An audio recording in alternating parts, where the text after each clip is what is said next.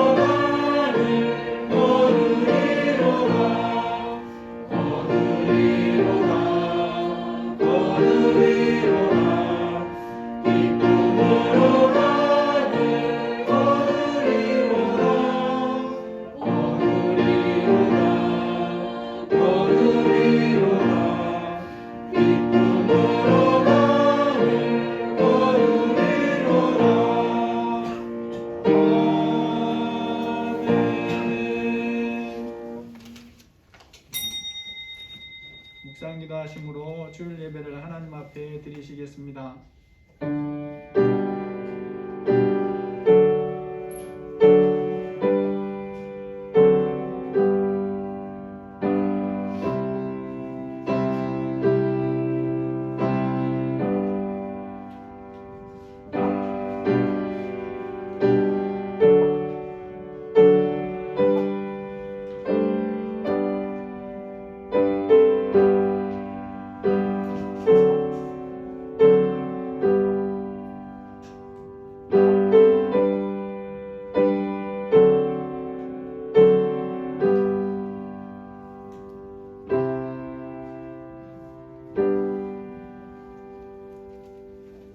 그날에 많은 사람이 나더러 이르되 주여 주여 우리가 주의 이름으로 선지자 노릇하며 주의 이름으로 귀신을 쫓아내며 주의 이름으로 많은 권능을 행하지 아니하였나이까 하리니 그때에 내가 그들에게 밝히 말하되 내가 너희를 도무지 알지 못하니 불법을 행하는 자들아 내게서 떠나가라 하리라.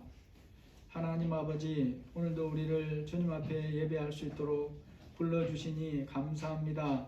성령께서 함께하여 주셔서 우리가 하나님 앞에 영과 진리로 예배하게 하여 주시고 많은 사람들이 주여 주여 한다고 해서 다 주님 앞에 들어가는 것도 아니고 더군다나 귀신을 쫓아내고 권능을 많이 행해도 역시나 그것으로 인해서 하나님의 인정을 받는 것이 아니라고 하셨는데 아버지 하나님 이 시간 우리가 믿음으로 주님 앞에 예배합니다. 성령님이 함께하여 주시고 주님이 인정해 주시는 믿음과 예배자의 삶이 되도록 함께하여 주옵소서. 들을 귀와 깨닫는 마음들을 부어 주옵소서. 예수님의 이름으로 기도합니다. 아멘. 찬송가 43장입니다.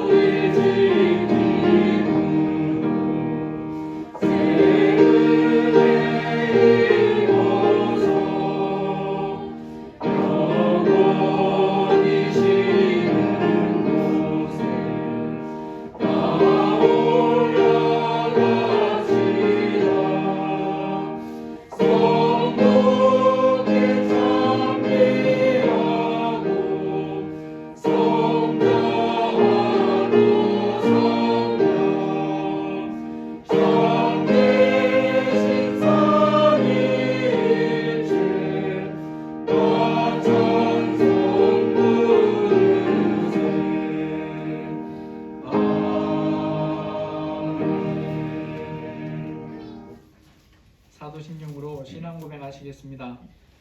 전능하사 천지를 만드신 하나님 아버지를 내가 믿사오며 그 외아들 우리 주 예수 그리스도를 믿사오니 이는 성령으로 잉태하사 동정녀 마리아에게 나시고 본디오 빌라도에게 고난을 받으사 십자가에 못 박혀 죽으시고 장사한 지 사흘 만에 죽은 자 가운데서 다시 살아나시며 하늘에 오르사 전능하신 하나님 우편에 앉아 계시다가 저리로서 산자와 죽은 자를 심판하러 오시리라. 성령을 믿사오며 거룩한 공예와 성도가 서로 교통하는 것과 죄를 사하여 주시는 것과 몸이 다시 사는 것과 영원히 사는 것을 믿사옵나이다. 아멘. 찬송가 331장 부르시고 화영두 권사님 기도해 주시겠습니다. 내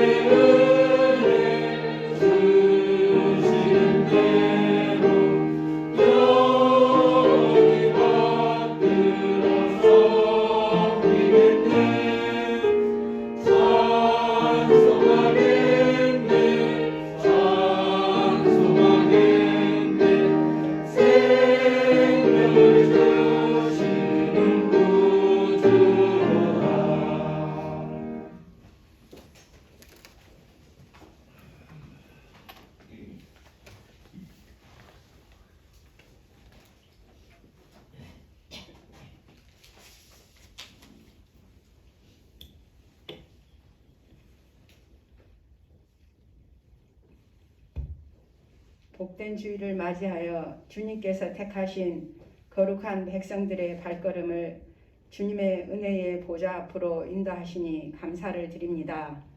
한 주간 삶을 되돌아봅니다. 경건하게 살려는 시작을 하였으나 세상에 속한 생각과 부지런함보다는 나태한 모습이 있었음을 고백합니다.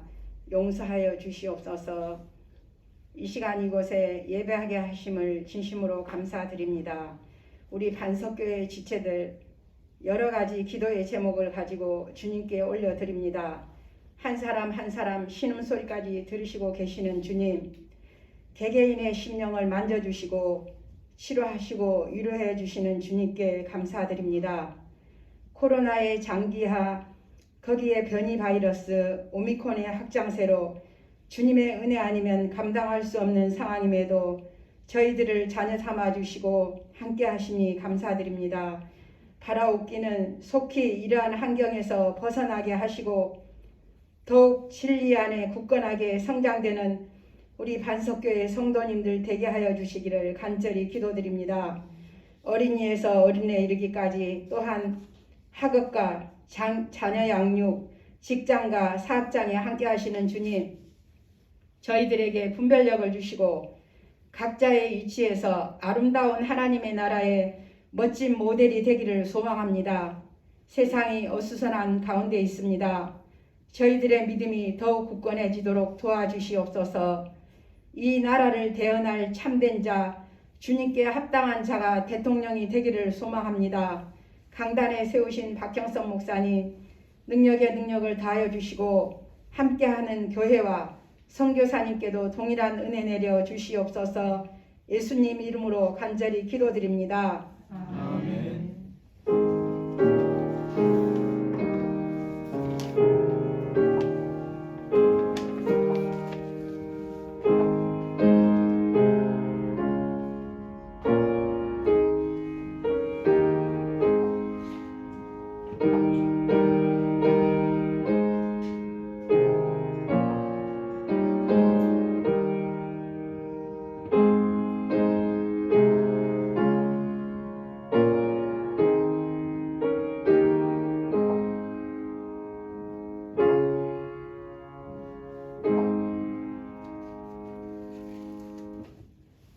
하나님 말씀 보시겠습니다. 디모데후서 2장 5절에서 13절입니다.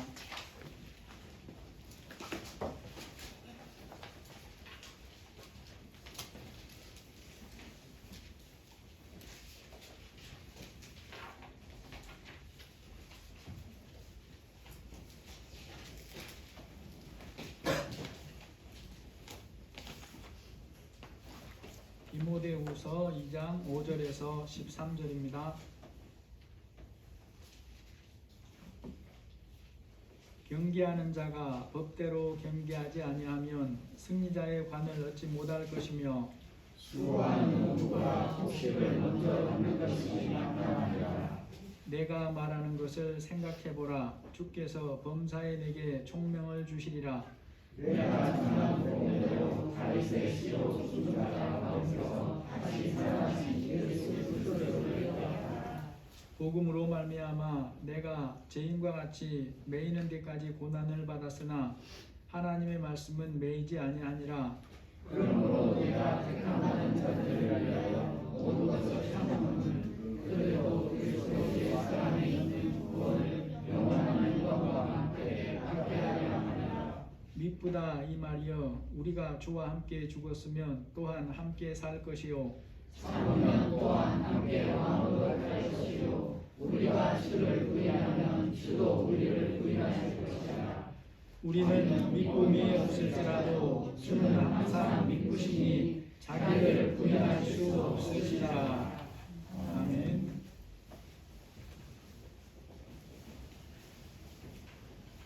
서울에서 부산까지 가는 방법은 여러 가지가 있습니다. 그 중에서 걸어가는 것을 제외하면 가장 힘들게 가는 게 어떤 방법이겠습니까? 근래 들어서 자전거를 좋아하는 분들이 많은 것 같은데 그들 중에 최고의 실력과 체력이 돼야 비로소 도전할 수 있다고 말해지는 어려운 코스가 있습니다. 이게 바로 출발 후에 무박으로 서울에서 부산까지 가는 거예요. 그 과정을 달린 것을 10분으로 편집한 방송을 봤는데 서울 고속버스 터미널에서 부산 고속버스 터미널까지 갑니다. 자기들이 자전거로 갈 수 있는 가장 짧은 길을 선택해서 갑니다. 그런데도 걸리는 시간이 대략 17시간 정도 됩니다. 전날 밤 11시 정도에 출발을 해가지고 밤새 달리고 다음날 오후 해질녘 정도에 도달을 합니다. 여기 보면 목표 지점 10km 정도를 남겨두면 정신이 혼미해서 포기하고 싶은 마음이 몇 번씩 든다라는 그런 얘기를 합니다. 그 분야에서 참 대단한 도전이고 성취죠. 여러분, 그러면 그렇게 한 것을 누가 인정을 해 주겠습니까? 공적인 기관에서 인정해 줄까요? 안 해줍니다. 왜냐하면 그렇게 달렸다는 것을 인정할 증거들이 없기 때문에 안 해주는 거예요. 반대로 한강에서 낙동강으로 이어져 있는 이 자전거 국토 종주 코스는 다르죠. 이 코스는 완주한 이들을 인정을 해줍니다. 그런데 문제는 그 사람들이 그 길을 제대로 달렸는가에 대해서 아무도 지켜보지 않는다는 거예요. 그래서 어떻게 하면 인정을 받을 수 있습니까? 중간중간에 만들어 놓은 지점이 있는데 그 지점에 들려서 확인을 받아야 돼요. 그래서 그 확인이 다 찍힌 사람만 마지막 그 기관에서 마지막 지점에서 공식 인증서를 발급해 준다는 거예요. 그래서 사람들이 그것을 인정하고 그것을 자기 카톡이나 이런 데에 올리면서 내가 이렇게 달렸다 라고 하는 것을 자랑하기도 합니다. 체력으로, 의지력으로 그 도전을 이루고 성취했다는 것을 다른 사람으로부터 인정을 받는 거죠. 여러분, 뭔가를 이렇게 하면 거기에는 다른 사람과의 관계에서 승부를 정해야 되는 것이라면 반드시 정해진 규칙이 있습니다. 그래서 거기에 정해진 규칙을 따라야 돼요. 나는 잘 했는데, 나는 잘 지켰는데, 그렇지만 그것은 아무 의미가 없습니다. 그 대회를 주관하거나 아니면 그 행사를 주관하는 사람들로부터 인정을 받아야 됩니다. 그러려면 규칙을 지켜야 됩니다. 규칙을 지키지 않고 이긴 경우에는 오히려 반칙으로 벌칙을 받죠. 여러분, 이 시간 살피는 말씀의 제목이 법대로 경계하지 아니하면입니다. 2장 5절에 보시니까 경계하는 자가 법대로 경계하지 아니하면 승리의 관을 얻지 못한다 라고 말합니다. 여러분, 이 말씀이 누가 누구에게 하시는 말씀이겠습니까? 하나님을 잘 믿고 있는 디모데에게 하는 말이죠. 또 이후에 믿는 그리스도인들에게 하시는 말씀입니다. 그러니까 오늘날 여러분과 저에게도 하시는 말씀이다 하는 거죠. 하나님을 믿고 사는 사람은 삶에서 반드시 지켜야 할 법이 있다라는 것이고, 법과 같은 교훈이 있고 그것을 지키지 않으면 아무리 많은 것을 이루어도 하나님의 인정을 받지 못한다라고 하는 그런 말씀이죠. 사람들은 인정하고 대단하다고 환호하지만 하나님은 인정하지 않는다는 것입니다. 성도에게 하나님께서 인정해 주시지 않는 것은 헛일일 뿐입니다. 오히려 하나님으로부터 악한 자라는 심판까지 받아요. 여기에 대해서 마태복음 7장에 말씀하고 있습니다. 22절 이하에 보면 그날에 많은 사람이 나더러 이르되 주여 주여 우리가 주의 이름으로 선지자 노릇하며 주의 이름으로 귀신을 쫓아내며 주의 이름으로 많은 권능을 행하지 아니하였나이까 하리니 그때에 내가 그들에게 밝히 말하되 내가 너희를 도무지 알지 못하니 불법을 행하는 자들아 내게서 떠나가라 하리라. 여러분, 이것은 마지막 심판의 때에 예수님 앞에서 일어나는 그런 일들을 지금 예수님이 말씀하는 거예요. 그러니까 그 자리에서 거짓말을 하거나 이럴 수는 없는 거죠.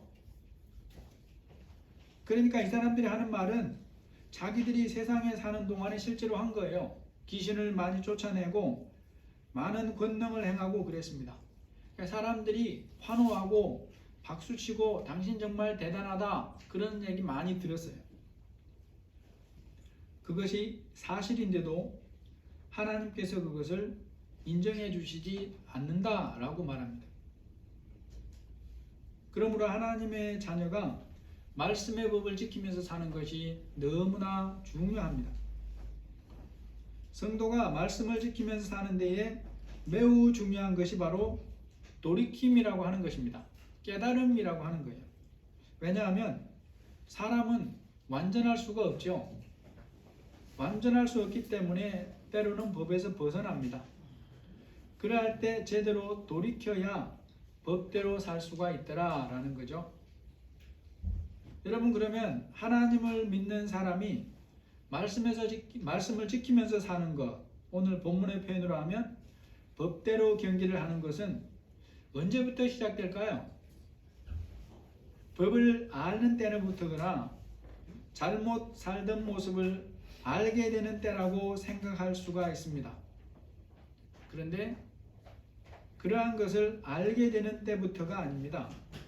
법을 알고 잘못된 것을 알아도 그것을 지키지 않고 사는 경우는 얼마든지 있어요. 그래서 정확하게 말하면 법을 알고 현재가 잘못되었다는 것을 알고 나서 말씀이 여기에 대해서 무엇라고 하는가를 생각하는 데서부터 이제 변화가 시작이 된다라는 거죠. 자신의 모습을 알고 난 후에 거기에 대해서 하는 말씀을 생각을 하는 것에서부터 변화가 시작된다는 것입니다. 사람이 어떤 일을 할 때에 정당한 대우를 받기 원하면 정해진 규정을 지켜야 됩니다. 이것은 사소해 보이는 것에서도 마찬가지예요. 1년 중에 사과의 경매값이 가장 비쌀 때가 언제일 것 같습니까? 얼마 전에 사과 경매를 찍은 작은 방송 하나를 봤어요. 경북 안동에서 추석 직전에 사과 경매를 하는 것과 농부들을 담은 그런 영상이었습니다. 1년 중에 사과값이 가장 비쌀 때가 바로 그때라는 거죠. 그래서 사과 농부를 하는 분들은 팔 수 있는 상품이면 그때 최대한 많이 팔려고 애를 쓰는 거예요. 왜냐하면 1년 중에 제일 값이 높은 때가 보장된 때가 그때이기 때문이죠. 그때 한 농부가 사과를 든 노란 상자를 다시 가지고 갑니다. 궁금해서 프로를 찍는 사람이 가서 농부에게 물어봐요. 왜 값이 이렇게 비싼데 팔지 않고 가져갑니까? 그러니까 농부가 하는 말이 이 상자에 담긴 것이 규정에 좀 모자라서 이대로 팔면 헐값으로 팔아야 되기 때문에 가서 다시 채워오려고 갑니다 라는 거죠. 여러분이 농부 모습이 농부에게는 당연한 것 같지만 오늘 살피려는 말씀과 관련해서 아주 중요한 부분이 있어요. 농부가 가서 보니까 자기가 가져온 상자 중에 하나가 규정에 미치지 못한다는 것을 알게 됐어요. 이때 농부는 두 가지를 할 수 있습니다. 하나는 헐값으로 팔고 그냥 가는 것이고 다른 하나는 부족한 부분을 채워가지고 와서 제값을 받는 거죠. 그런 상황에서 여러분, 농부가 먼저 무엇을 합니까? 상황을 아는 것으로 바뀌지가 않아요. 상황을 알게 된 후에 이것을 어떻게 할 것인가를 생각하는 데서부터 변화가 시작이 되는 것입니다.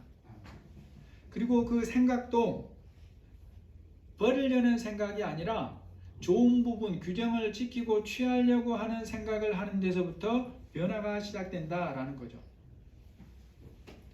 조금 귀찮기는 하지만 다시 다녀오면 정해진 규정을 맞출 수 있고 그러면 헐값이 아닌 제값을 받을 수 있다는 것에 대해서 생각을 하는 거예요. 그리고 그 생각에 따르는 행동을 하러 가는 것입니다. 여러분, 하나님을 믿는 사람이 설교를 듣거나 혼자 성경을 읽거나 묵상하거나 찬양할 때에 자신의 모습이 어떠한가라는 것에 대해서 알게 됩니다. 단번에 다 아는 것은 아니지만 말씀을 알아가면 자신의 모습도 보이게 돼 있어요. 이러한 일은 믿음이 좋은 특정한 사람에게만 일어나는 게 아니고 일단 예수님을 믿으면 그가 완전한 존재가 아니기 때문에 어떤 부분에서든지 이런 부분들이 있다는 것을 알아가는 시간들이 있는 거죠. 말씀을 통해서 나의 삶에 말씀에 미치지 못하는 부분이 있다는 것을 알게 됩니다. 또 들은 말씀을 생각해 보니까 그런 부분이 있는 것을 알게 되는 거예요. 어제까지는 몰랐는데 또는 그런 부분이 없다고 생각했는데 오늘 말씀을 듣고 보면서 자신에게 그런 부족한 부분이 있다는 것을 알게 된다라는 거죠.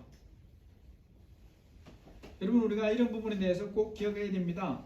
특별히 애를 많이 써야 이런 것을 알게 되는 게 아니라는 거예요. 예수님을 믿고 예배하게 힘쓰며 살면 말씀을 일부러 거부하지 않는 이상 누구라도 이런 상황을 알 수가 있는 거예요. 이제 문제는 그 다음부터입니다. 이것을 안 다음에 진짜 해야 할 일이 있다라는 거죠. 그것이 바로 말씀을 생각하는 것입니다. 그것을 깨닫게 해준 그 말씀을 생각을 하는 거예요. 말씀을 통하여 보고 알게 된 것, 깨닫게 된 자신의 모습에 대해서 말씀이 무엇이라고 하는가를 생각하는 것입니다. 그래서 내가 어떻게 반응할 것인가를 생각을 하는 게 필요하다라는 거죠.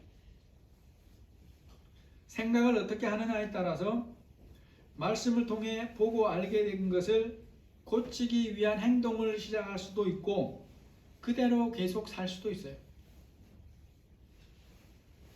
그래서 우리는 말씀을 통한 깨달음이나 알미, 나의 삶에 진짜 은혜가 되는 것은 어느 시점부터인가를 알아야 됩니다.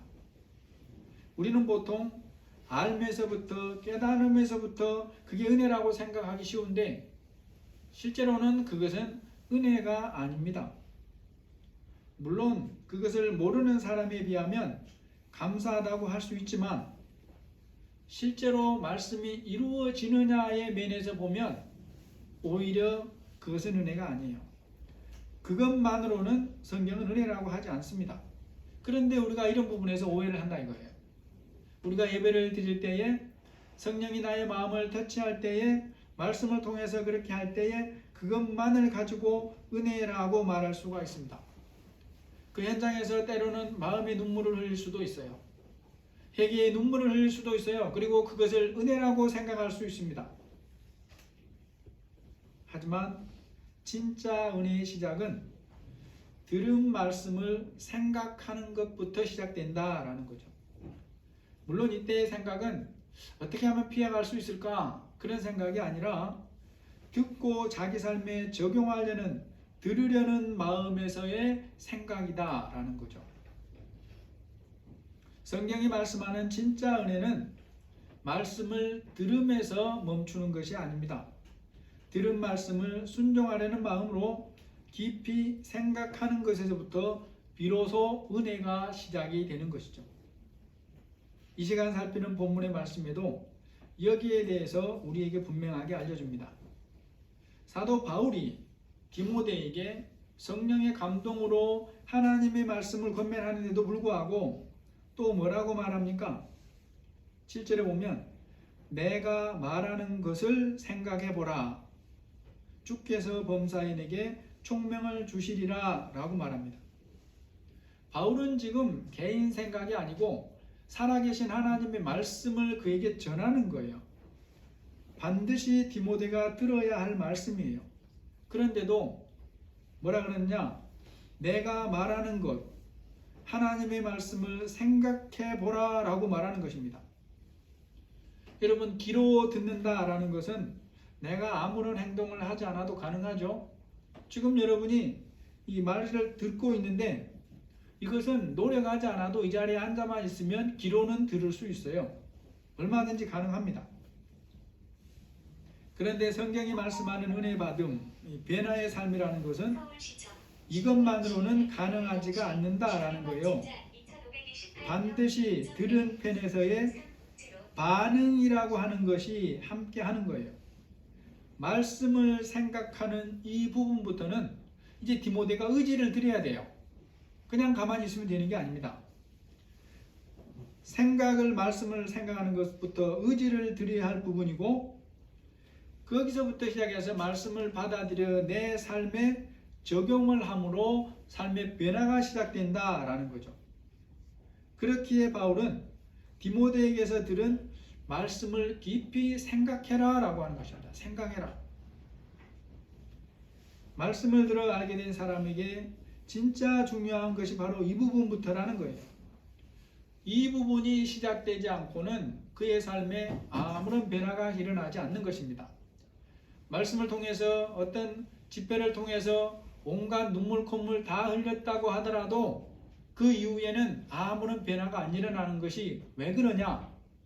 그 말씀을 자기 삶에 어떻게 적용해야 되는가에 대해서 생각을 하면서 살지 않는 거예요. 그러니까 그 자리에 있을 때는 세상에 하나님이 모든 것을 통해서 나에게 역사한 것 같고 깨달은 것 같은데 문지방 넘어서면 다 잊어버린다 이겁니다. 성경에 들은 말씀을 생각하는 이 부분을 제대로 하는 사람들을 소개하고 있어요. 말씀을 깊이 생각하는 사람들에게 하나님이 주시는 열매가 어떻게 열었는가를 소개하는 것이 있습니다. 사도행전 17장 11절 이하에 보시면 베레아에 있는 사람들은 데살로니가에 있는 사람들보다 더 너그러워서 간절한 마음으로 말씀을 받고 이것이 그러한가 하여 날마다 성경을 상고함으로 그 중에 믿는 사람이 많고 또 헬라의 기부인과 남자가 적지 아니하니라고 말합니다. 여러분, 이 사람들이 날마다 성경을 상고한다는 것이 곧 말씀을 깊이 생각한다는 그런 말이에요. 베레아에 있는 사람들은 하나님의 말씀을 듣고 그것을 깊이 생각하기 시작했습니다. 이 말씀이 정말로 믿는 자에게 구원을 주는가? 그것을 깊이 생각한 거예요. 그렇다면 우리는 여기 어떻게 반응해야 되는가? 깊이 생각했습니다. 이런 면에서 베레아 사람들은 말씀을 생각하는 깊이가 달랐고 열매가 달랐어요. 진리의 말씀을 깊이 생각하는 사람에게 하나님께서 은혜를 주십니다. 바울이 뭐라 그래요? 주께서 범사에 내게 총명을 주시리라. 여러분, 한우에서 파는 약 중에 어떤 이름의 약이 있습니까? 총명탕이 있습니다, 여러분. 효과를 무엇이라고 말하는지 궁금해서 슬쩍 읽어봤더니 심신 안정과 기억력 향상과 집중력에 도움이 되는 이렇게 쫙 소개를 하고 있었어요. 여러분, 그러면 실제로 총명탕을 먹으면 그런 효과가 있을 거라고 사람들이 생각을 할까요? 만약에 그렇다면 누가 그것을 사 먹지 않고 자기 자녀에게 사 먹이지 않을 부모가 누가 있겠습니까? 박소희 집사님, 그렇다면 자녀에게 사 먹이지 않겠습니까? 그렇죠. 사 먹였을 거예요. 이게 공부하는 자녀를 둔 부모의 마음이에요. 그 효과가 소주 점점점점이라도 있으면 진짜로 사 먹일 겁니다. 이름은 좋은데 그 효과에 대한 소문이 우리에게 들려오는 것이 없어요. 여러분, 이 시간 제가 효과를 속이지 않는 총명탕을 소개하겠습니다. 잘 들으시고 누구든지 처방대로 복용하면 틀림없이 총명을 얻게 돼요. 하나님이 말씀하는 거예요. 내가 말하는 것을 생각해 보라. 주께서 범사에 내게 총명을 주시리라 라고 말씀합니다. 디모데가 바울을 통해 주시는 처방대로 따르고 살기만 하면 공부하는 시기가 다 지났는데도 하나님께서 그에게 필요한 총명을 부어주실 거라고 약속을 한다는 거예요. 그러면 이것은 공부 시기에만 해당하는 게 아니고 우리의 인생을 사는 모든 사람의 시기에 해당하는 말씀이기도 하다라는 거예요. 말씀을 순종하기 위해 깊이 묵상하는 사람에게 하나님이 총명을 실제로 주십니다. 그리고 하나님의 말씀에는 이런 능력이 있다고 우리에게 말씀을 해요. 히브리서 4장 12절에 보니까 하나님의 말씀은 살아있고 활력이 있어 좌우의 날선 어떤 검보다도 예리하여 혼과 영과 및 관절과 골수를 찔러 쪼개기까지 하며 라고 말씀을 합니다. 여러분, 하나님의 말씀이 이런 능력을 가졌기 때문에 순종하기 위해 말씀을 깊이 생각하며 사는 사람에게 총명을 주십니다. 어떤 방법으로 주느냐?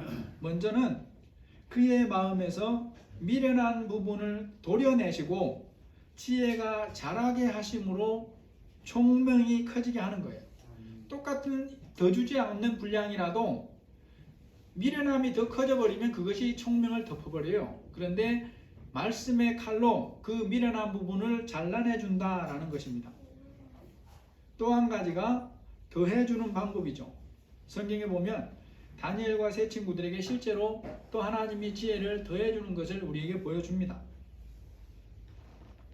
디모데가 깊이 생각하고 삶에서 붙들어야 할 법, 그의 인생을 사는 동안 가장 중요한 첫 자리로 붙들어야 할 법이 뭐냐? 오늘 8절 말씀에서 여기에 대해서 우리에게 알려주고 있습니다. 우리 8절 말씀을 같이 한번 읽어보시겠습니다. 내가 전한 복음대로 다윗의 씨로 죽은 자 가운데서 다시 살아나신 예수 그리스도를 기억하라. 여러분, 여기서 기억하라는 말도 생각하라와 같은 뜻이에요. 디모데가 삶에서 예수님을 믿었는데 앞으로의 삶에서도 가장 중요하게 깊이 기억하며 붙들어야 할 말씀이 뭐냐? 말씀 같은 것이 뭐냐? 죽은 자 가운데서 다시 살아나신 예수 그리스도, 이겁니다. 디모데가 목사가 되고 말씀을 많이 알고 주변의 모든 사람들보다 믿음이 좋지만 그런 디모데일지라도 앞날의 삶에서 하나님의 은혜 안에 살기 위해서는 죽은 자 가운데서 살아나신 예수 그리스도를 믿음으로 생각하고 붙들어야 돼요. 여러분, 디모데나 사람에게, 우리에게 예수님이 최고의 법이 되어야 되는 이유를 항상 우리가 기억해야 됩니다. 모든 사람에게 가장 중요한 것은 육신의 생명이잖아요. 육신의 생명은 부모를 통해서 옵니다. 그런데 성경을 보니까 그처럼 중요한 육신의 생명보다 비교할 수 없이 더 중요한 것이 영혼의 생명이다고 우리에게 말씀을 해줍니다. 여러분, 이 영혼의 생명은 어떻게 하면 얻냐라는 거죠. 오늘 본문에 말씀하는 대로 죽은 자 가운데서 살아나신 예수 그리스도를 믿음을 통해서 얻는다는 것입니다. 그러므로 모든 사람에게 첫 번째로 중요한 것이 예수님을 믿는 것이죠. 이것 외에는 생명을 얻는 길이 없기 때문에 그렇습니다. 이제 중요한 것은 예수님을 믿은 사람, 영혼의 생명을 얻은 자는 어떻게 해야 되냐? 이 세상의 삶을 마치고 하나님 나라에 들어가는 순간까지 이 생명 안에 사는 것은 뭐로 가능하냐는 거죠. 그것도 여전히 예수님을 붙들고 사는 것으로 가능하다는 거예요. 그러므로 믿는 사람도 예수님과 동행하는 삶이 최고의 법이 되어야 된다라는 거죠. 여러분, 지금 저나 여러분의 삶에서 무엇을 중요하게 여기고 붙들고 있는가 한번 돌아보시기를 바랍니다. 인생의 단계에 따라서 중요하게 여기는 것이 있고 달라질 수 있어요. 성장의 정도에 따라서 다음과 같은 것들이 중요하게 여겨집니다. 사탕이나 장난감이나 게임기나 성적이나 학교나 이성친구나 직장이나 결혼이나 부모나 성공이나 재산 같은 것들 다 중요하게 여겨지고 인생의 시기에서 다 나름의 가치가 있어요. 다른 어떤 사람이 그것을 무시한다고 해서 나에게서 그것들의 가치가 사라지는 게 아니에요. 또 그러한 것들에 중요한 의미를 부여하고 사는 것 자체가 잘못된 게 아닙니다. 그런데 우리가 알아야 될 게 있습니다. 그러한 것들은 다 상대적인 가치라는 것을 알고 인정해야 된다는 거예요. 몸이 자라고 시간이 가면서 그것들은 달라지거나 나의 삶에서 사라질 수밖에 없는 것들이라는 것을 알아야 돼요. 그래서 그러한 것들을 붙들고 살면서 영원히 살 수 있는 게 아닌 것입니다. 때가 되면 놓아주고 떠나 보내야 되는 가치를 가진 것들이에요. 여러분, 사람이 바르게 걸으려면 먼저 바르게 보는 눈이 있어야 됩니다. 바르게 보지 못하면 바르게 걷고 싶어도 바르게 걸을 수가 없어요. 다른 사람을 의지해도 마찬가지입니다. 앞을 바르게 보지 못하는 사람과는 10명이 동행해도 바른 길을 걸을 수가 없어요. 예수님께서 이 땅에 계실 때에 제자들에게 이 부분에 대해서 가르친 말씀이 있어요. 사람이 바르게 보는 눈을 가지고 사는 것이 얼마나 중요한가를 가르칩니다. 마태복음 15장 14절에 보니까 그들은 맹인이 되어 맹인을 인도하는 자로다. 만일 맹인이 맹인을 인도하면 둘이 다 구덩이에 빠지리라. 여러분, 우리가 여기서 알아야 될 것이 예수님이 이 사람들이 맹인이어서 이렇게 말씀하는 게 아니라는 거예요. 그들은 누구보다도 잘 본다고 생각하는 사람들이에요. 그런 자들을 향해 예수님이 말씀하는 것입니다. 그들은 바르게 보는 눈이 없다라는 거예요. 하나님을 믿은 사람이면 철이 든 이후에는 어떤 나이든지 삶에서 가장 중요하게 여겨야 할 것이 있고 변하지 않아야 될 것이 있습니다. 그것이 바로 죽은 자 가운데서 살아나신 예수님이다라는 거죠. 하나님께서 말씀의 법을 첫 번째로 중요하게 여기고 사는 사람을 당연히 다르게 대우하십니다. 그런 사람과 남은 삶을 함께 한다고 약속을 합니다. 예수님과 복음을 최고의 법으로 삼고 사는 자에게 하나님의 말씀이 능력으로 역사한다고 말씀해요. 오늘 2장 9절에 보면 말씀합니다. 복음으로 말미암아 내가 죄인과 같이 매이는 데까지 고난을 받았으나 하나님의 말씀은 매이지 아니하니라. 여러분, 이때 이방의 복음을 전하는 면에 있어서 바울의 역할은 너무너무 큽니다. 성경에 보이는 부분에서는 가장 커요. 여러분, 그러면 그런 바울이 감옥에 갇히면서 복음이 전파되는 하나님의 역사가 중단됐냐라는 거죠. 바울이 감옥에 갇힌 것에는 하나님의 뜻이 있지만 디모데나 다른 사람들은 그 미를 다 알지 못합니다. 심지어 바울도 다 알지 못할 수 있어요.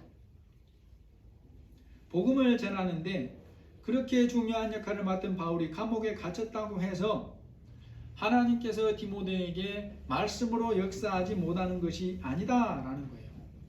하나님의 말씀은 매이지 않기 때문에 하나님이 말씀으로 디모데와 함께 하신다는 것을 지금 강조하는 거죠. 여러분, 말씀의 법을 따라 살려면 여기에 더하여서 알아야 될 중요한 사실 하나 더 있습니다. 이 땅 위의 것, 눈에 보이는 것이 결코 전부가 아님을 알아야 돼요. 다시 말해서 내 생각이 전부가 아니라는 것을 항상 알아야 된다는 것입니다. 예수님의 법 안에 사는 자에게 예수님이 이렇게 함께 하신다고 말씀하는 게 11절이에요. 미쁘다 이 말이요, 우리가 주와 함께 죽었으면 또한 함께 살 것이요. 예수님께서 예수님을 믿는 사람과 함께 산다는 첫 번째 의미는 그리스도의 영인 성령으로 함께 한다는 그런 의미입니다. 그런데 여기에는 그것만 있는 게 아니에요. 나의 삶에 실제로 함께하는 그런 주님을 말하는 것입니다. 여러분, 우리가 주와 함께 죽었으면 주와 함께 산다라는 것이 뭔 뜻이겠습니까? 여기에 우리 삶에 적용해야 될 교훈이 들어있는 것입니다. 예수님을 믿어도 내 생각이 죽지 않으면, 내 계획이 하나님 말씀 아래에 놓여지지 않으면 주님과 동행하는 삶을 살 수가 없다는 뜻이에요. 내가 주와 함께 죽어야 주와 함께 사는 그런 삶을 살 수 있다라는 것입니다. 예수님을 첫 번째 법으로 삼고 사는 자에게 영원한 약속도 주시는데 오늘 그게 10절 말씀입니다. 내가 택함 받은 자들을 위하여 모든 것을 참으면 그들도 그리스도 안에 있는 구원을 영원한 영광과 함께 받게 하려 함이라. 여러분, 이 시간 말씀을 좀 정리를 해보겠습니다. 하나님을 모르는 세상과 사람들이 인생에서 진짜로 중요하게 여기는 것이 뭘까요? 그럴듯하게 여겨지는 입으로 하는 말이 아니에요. 그것이 바로 눈에 보이는 것이고 손에 잡히는 결과라고 하는 것입니다. 하나님을 모르면 보이는 그러한 것을 전부로 알고 인생을 살게 돼 있어요. 그래서 그러한 것을 얻을 수 있다면 과정은 중요하지 않습니다. 들키지만 않으면 어떤 불법적인 행동이라도 기꺼이 하는 것이 사람의 속성이에요. 보이는 결과만 그럴듯하면 과정이 어떠하든지 다 합리화합니다. 예수님을 구원자로 믿는 그리스도인은 어떻게 살아야 될 사람입니까? 하나님의 말씀의 법을 알기에 말씀의 교훈을 따라 믿음으로 살아야 돼요. 경계하는 자가 법대로 경계하지 아니하면 승리의 관을 얻지 못할 것이라 라는 말씀을 알고 말씀을 따라 살아야 된다는 거죠. 여러분, 그런데 우리가 예수님을 믿어도 완전하지 않기 때문에 넘어지고 실패합니다. 자신은 나름대로 옳다고 생각하면서 살아왔는데 하나님의 말씀에 비추어 보니까 잘못 살고 있는 부분들이 드러나는 거예요. 그러한 것을 알게 되었을 때 우리가 어떻게 해야 되냐는 것입니다. 그것을 알게 해준 그 말씀을 깊이 생각하라고 말씀하고 있어요. 내가 말하는 것을 생각해 보라. 주께서 범사인에게 총명을 주시리라 라고 말씀합니다. 나에게 뭔가를 깨닫게 하시는 그 말씀을 깊이 생각하는 데서부터 은혜가 진짜 은혜가 되고 말씀이 나의 삶에 진짜 역사하기를 시작하는 것입니다.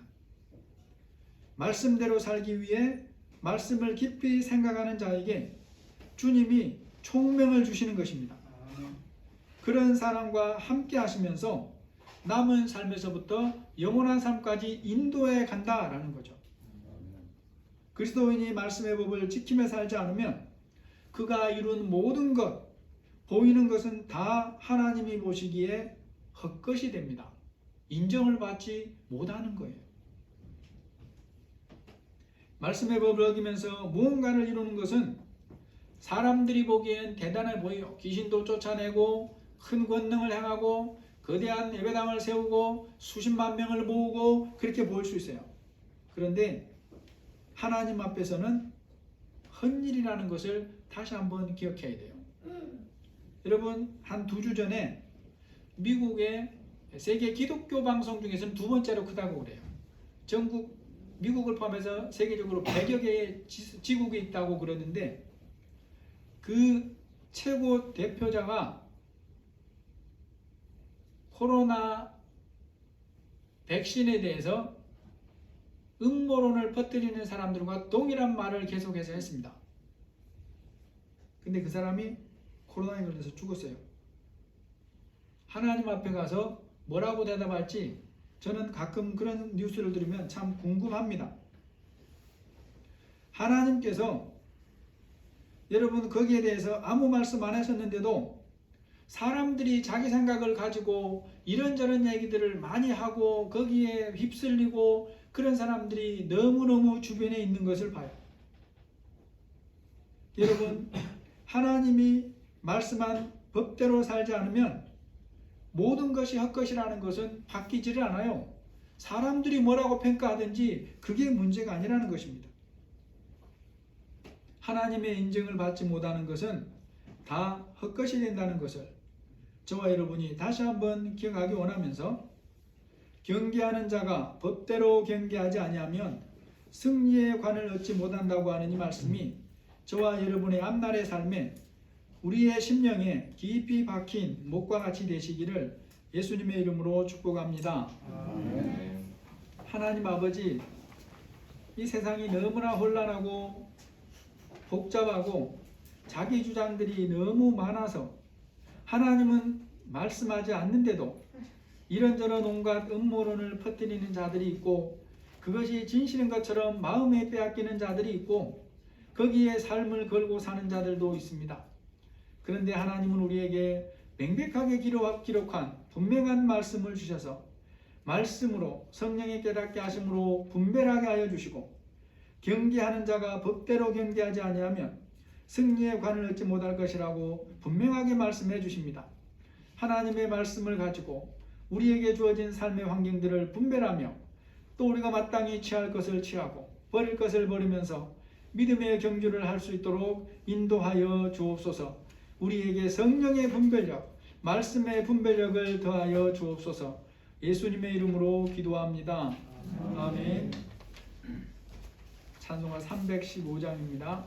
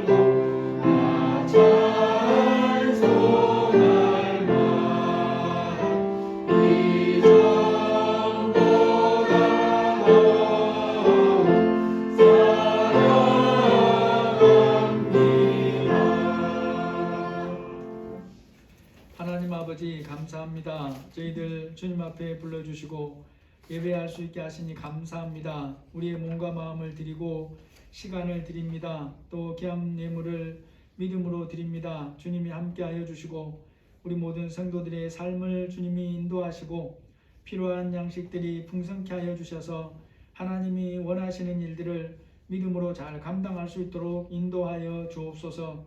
예수님의 이름으로 기도합니다. 아멘. 3번은 꼭 기억하시고 하나님의 말씀 모시고 기도하기에 제가 깨어서 힘쓰시기를 바랍니다.